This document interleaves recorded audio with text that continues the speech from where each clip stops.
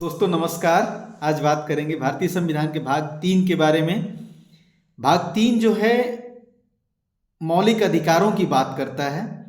भाग 3 में अनुच्छेद 12 से 35 तक का वर्णन किया गया है। कल्पना कीजिए यदि भारतीय संविधान में मौलिक अधिकार नहीं होते तो हमारी जिंदगी कैसी होती। बिना मौलिक अधिकारों के हमारी जिंदगी जो है वो एक कैदी की तरह होती। ठीक है, जैसे हम कोई जेल चला जाता है तो उसके सारे अधिकार जो है छीन लिए जाते हैं। वो कुछ बोल नहीं सकता, वो कहीं घूम नहीं सकता। तो इस तरह से मौलिक अधिकार हमारे लिए, हमारी ज़िंदगी के लिए सबसे ज़रूरी चीज़ है। तब जाके हम इतने स्वतंत्र हो के इतनी अच्छी ज़िंदगी, इतनी बेहतर ज़िंदगी जी रहे हैं। आज हम बात करेंगे भाग 3 के बारे में जो मौलिक अधिकारों की बात करता है। तो भाग 3 में अनुच्छेद 12 से 35 तक का वर्णन किया गया है। अच्छा, अनुच्छेद 12 क्या कहता है? अनुच्छेद 12 जो है स्टेट को परिभाषित करता है। स्टेट का मतलब राज्य को परिभाषित करता है। अच्छा, राज्य का मतलब ये मत समझ लीजिए कि भारतीय जो कोई एक राज्य, भारत का कोई एक राज्य, ऐसा नहीं है। संविधान के हिसाब से अगर देखा जाए तो स्टेट जो है पूरे देश को स्टेट मान सकते हैं आप। तो संविधान जो है वो संविधान के हिसाब से स्टेट जो है पूरे देश को माना गया है। तो अनुच्छेद 12 क्या कहता है? अनुच्छेद 12 स्टेट को परिभाषित करता है, राज्य को परिभाषित करता है। अनुच्छेद 12 में जैसे भारत की सरकार, राज्य सरकारें, संसद, विधानमंडल, उसके अलावा स्थानीय जो निकाय होते हैं जैसे नगर पालिका हो गई या पंचायत हो गए, तो इस तरह से अनुच्छेद 12 जो है वो स्टेट को परिभाषित करता है। अच्छा, इसके अलावा अनुच्छेद 12 यह भी सुनिश्चित करता है कि ये जितनी भी संस्थाएं हैं जो भारत सरकार जो स्टेट से किसी न किसी तरह से जुड़ी हों, इनकी जवाबदेही तय हो। यदि कोई ऐसा कानून बना दें जो मूल अधिकारों से ऊपर हो तो इनकी जवाबदेही तय की जा सके, इस तरह की संस्थाएं होती हैं। तो अनुच्छेद 12 में स्टेट का वर्णन किया गया है, स्टेट को परिभाषित करता है अनुच्छेद 12।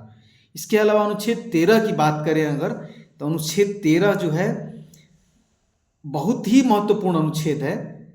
यही वह अनुच्छेद है जो भारत सरकार या अन्य सरकारों को ऐसे कानून बनाने से रोकता है जो हमारे मौलिक अधिकारों से ऊपर न हो या फिर मौलिक अधिकार का उल्लंघन करता हो।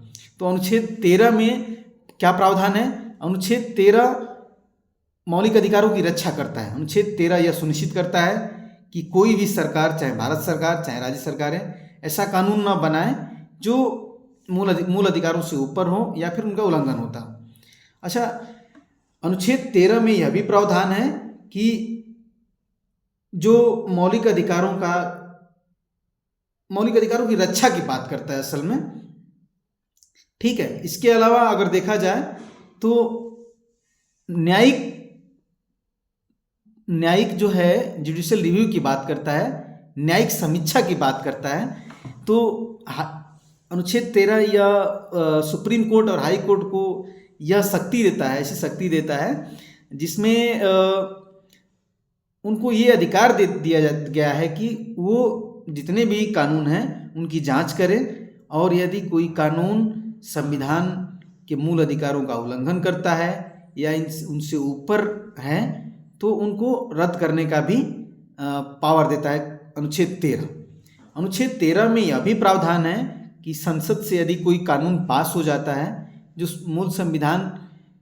संविधान है हमारा और उसमें जो मूल अधिकार दिए गए हैं, तो यदि उनका उल्लंघन होता है जो संसद से पास हुआ है कानून, तो उस संशोधन को जो है अनुच्छेद 13 के तहत हमारी जो न्यायपालिका है, जो हमारी जुडिशरी है, उसको रद्द करने का भी अधिकार है।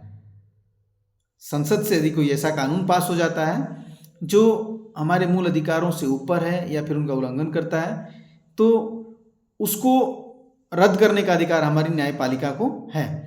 इसके अलावा संविधान का अनुच्छेद 13 जो है मौलिक अधिकारों को सर्वोच्च बनाता है। ठीक है, मौलिक अधिकारों को सर्वोच्च बनाता है कि कोई भी कानून बनेगा लेकिन मूल अधिकारों से नीचे ही रहेगा। मूल अधिकारों को किसी तरह का उल्लंघन नहीं होना चाहिए, चाहे किसी भी तरह का कानून बने। अच्छा, असंगत कानूनों की भी बात हमारा अनुच्छेद 13 करता है। असंगत कानून का मतलब यह है कि संविधान बनने से पहले या संविधान बनने के बाद ऐसा कोई कानून जो हमारे मूल अधिकारों का हनन करता हो या उसके खिलाफ हो, तो अनुच्छेद 13 के तहत वो अमान्य घोषित कर दिए जाएंगे।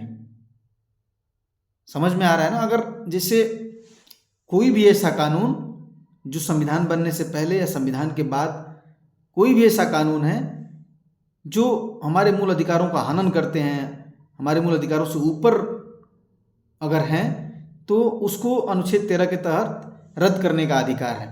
तो इस तरह से संविधान का अनुच्छेद 13 जो है वो हमारे लिए बहुत ही महत्वपूर्ण है। अनुच्छेद 13 अगर नहीं होता तो भारत की सरकार या राज्य सरकारें ऐसा कानून बना देती जो हमारे जो मूल अधिकार हैं उनके खिलाफ कानून बना देती है, अगर हमारा अनुच्छेद 13 नहीं होता। जैसे इस तरह का कानून बना देती है अगर कि मान लीजिए कि कोई भारत की सरकार या फिर कोई राज्य सरकार उठ के ऐसा कानून बना दें, अगर अनुच्छेद 13 नहीं रहता तो, कि आपको बोलने की स्वतंत्रता नहीं है, आपको कहीं आप अपने अधिकारों के लिए आंदोलन नहीं कर सकते हैं, तो इस तरह से वह उनको अनुच्छेद 13 जो है उसके तहत राज्य सरकारें या भारत की सरकार बधी हुई है। तो अनुच्छेद 13 हमारे लिए बहुत ही महत्वपूर्ण अनुच्छेद है। और इसके अलावा अगर बात करें मूल अधिकारों की, तो मूल अधिकार हमारी ज़िंदगी को जितने बेहतर बनाने वाली चीज़ें हैं, मूल अधिकारों के अंदर उनको समाहित किया गया है और हमारे लिए बहुत ज़रूरी है, तभी हम बेहतर जीवन जी पाएंगे। इसके अलावा हम बात करेंगे, द अम्बेडकर टुडे नाम से हमारा चैनल है, तो इस चैनल को सब्सक्राइब करें, लाइक करें, कमेंट करें, शेयर करें, ताकि हमसे अधिक संख्या में लोग जुड़ पाएँ और हमारी बात जो है अधिक से अधिक लोगों तक पहुंच पाए। हम भारतीय संविधान का भाग 3 जो है, जो मूल अधिकार है, तो उसको बहुत कम अनुच्छेद करके बताएंगे जिससे चीज़ें समझ में आए आपके। ठीक है, मूल अधिकार हमारे लिए जानना बहुत ज़रूरी है, बहुत ही महत्वपूर्ण है। तो इसको छोटे छोटे वीडियो में हम आप तक कोशिश करेंगे कि पहुंचाएं, और इसमें मूल अधिकार वाले पोर्शन में थोड़ा समय लगेगा। ठीक है, हम कम अनुच्छेद कोशिश करेंगे, 3-3, 4-4 अनुच्छेद करके बताने का प्रयास करेंगे, जिससे चीज़ें समझ में आए और आप अपने अधिकार जानें, और तभी हम अपने अधिकार जानेंगे, तभी आत्मसम्मान की ज़िंदगी जी पाएंगे। और इसके अलावा अगली वीडियो में हम बात करेंगे अनुच्छेद 14 से लेके 18 तक की। जय भीम, नमस्कार, बहुत बहुत धन्यवाद।